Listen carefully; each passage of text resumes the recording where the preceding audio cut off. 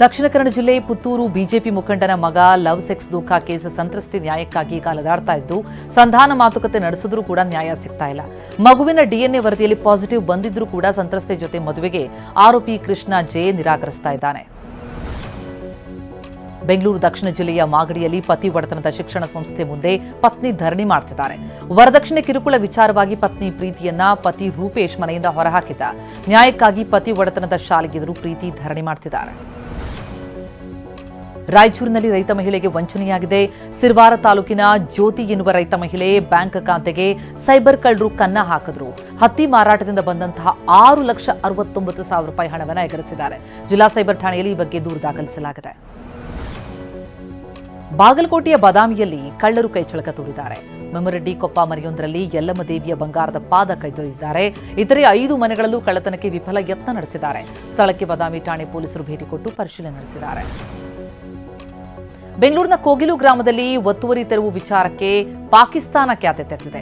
ಮುಸ್ಲಿಮರನ್ನ ಗುರಿಯಾಗಿಸಿಕೊಂಡು ಸರ್ಕಾರಿ ಪ್ರಾಯೋಜಿತ ಅಭಿಯಾನಗಳಾಗ್ತಾ ಇದೆ, ಅವರ ಮನೆಗಳನ್ನು ಧ್ವಂಸ ಮಾಡಲಾಗ್ತಾ ಇದೆ ಅಂತ ಪಾಕ್ ವಿದೇಶಾಂಗ ಸಚಿವಾಲಯ ಪರೋಕ್ಷವಾಗಿ ಒತ್ತುವರಿ ತೆರವು ಪ್ರಸ್ತಾಪಿಸಿದೆ.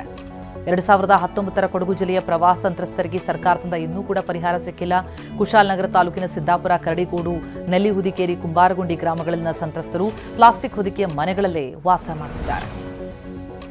ಚಿತ್ರದುರ್ಗದಲ್ಲಿ ಅಕ್ರಮವಾಗಿ ನಿರ್ಮಿಸಿಕೊಂಡಿದ್ದ ಅಂಗಡಿಗಳನ್ನು ತೆರವುಗೊಳಿಸಲಾಗಿತ್ತು. ನಗರದ ಚಳ್ಳಕೆರೆ ಗೇಟ್ ತಲೆಯೆತ್ತಿದ್ದ ಬಳಿ ಹಣ್ಣು, ತರಕಾರಿ, ಟೀ ಸ್ಟಾಲ್, ಗುಜರಿ ಅಂಗಡಿಗಳನ್ನು ತೆರವು ಮಾಡಲಾಗಿದೆ. ನಗರಸಭೆ ಅಧಿಕಾರಿಗಳ ವಿರುದ್ಧ ವ್ಯಾಪಾರಿಗಳು ತೀವ್ರ ಆಕ್ರೋಶ ಹೊರಹಾಕಿದ್ದಾರೆ. ಪಿಎಸ್ಐ ನೇಮಕಾತಿ ಹಗರಣದ kingpin RD Patil Kalaburagi ಜೈಲಿನಲ್ಲಿ ಕಿರಿಕ್ ಮಾಡಿದ್ದಾರೆ. ಪ್ರತಿನಿತ್ಯ ಸಿಬ್ಬಂದಿ ಜೊತೆ ಒಂದಿಲೊಂದು ಕಿರಿಕ್ ಮಾಡುತ್ತಿರುವ ಆರ್ಡಿ ಪಾಟೀಲ್ ಸ್ಥಳಾಂತರಕ್ಕೆ ಜೈಲು ಅಧೀಕ್ಷಕಿ ಡಾಕ್ಟರ್ ಅನಿತಾ ಪತ್ರ ಬರೆದಿದ್ದಾರೆ. ಹಾಸನ ಜಿಲ್ಲೆಯಲ್ಲಿ ಕಾಡಾನೆ ಹಾವಳಿ ದಿನೇ ದಿನೇ ಹೆಚ್ಚಾಗ್ತಾ ಇದ್ದು ಆಹಾರ ಅರಸಿ ಕಾಡಾನೆ ಬೇಲೂರು ತಾಲೂಕಿನ ಅನಗಟ್ಟ ಗ್ರಾಮವನ್ನು ಆಗಮಿಸಿದೆ. ಕಾಫಿ ತೋಟದೊಳಗಿನ ಮನೆಗೆ ಬಂದ ಹೆಣ್ಣಾನೆ ಆಹಾರಕ್ಕಾಗಿ ಹುಡುಕಾಡ್ತು, ಏನೂ ಸಿಗದ ಕಾರಣ ಹೊರ ನಡೆದಿದೆ.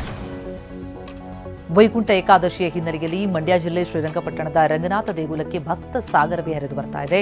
ರಂಗನಾಥನಿಗೆ ವಿಶೇಷ ಪೂಜೆ, ಅಭಿಷೇಕ ಮಾಡಲಾಗ್ತಾ ಇದೆ.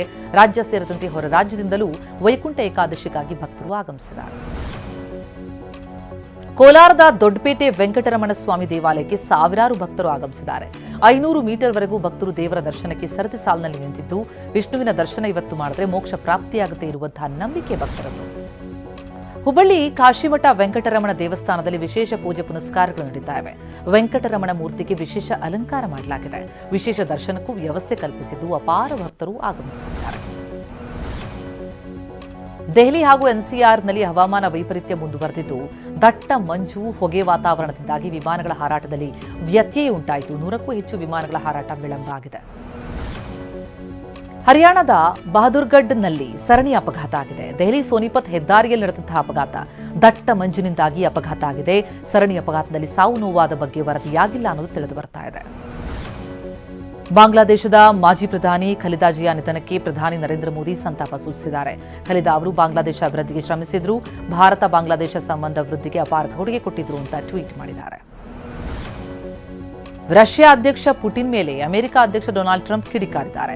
ಫೋನ್ ಕರೆ ಮಾಡಿದ ಪುಟಿನ್ ನಮ್ಮ ಮನೆ ಮೇಲೆ ದಾಳಿಯಾಗಿದೆ ಅಂತ ತಿಳಿಸಿದ್ದಾರೆ. ಇದು ಸರಿಯಲ್ಲ, ನಾನು ಕೋಪಗೊಂಡಿದ್ದೇನೆ ಎಂದಿದ್ದಾರೆ.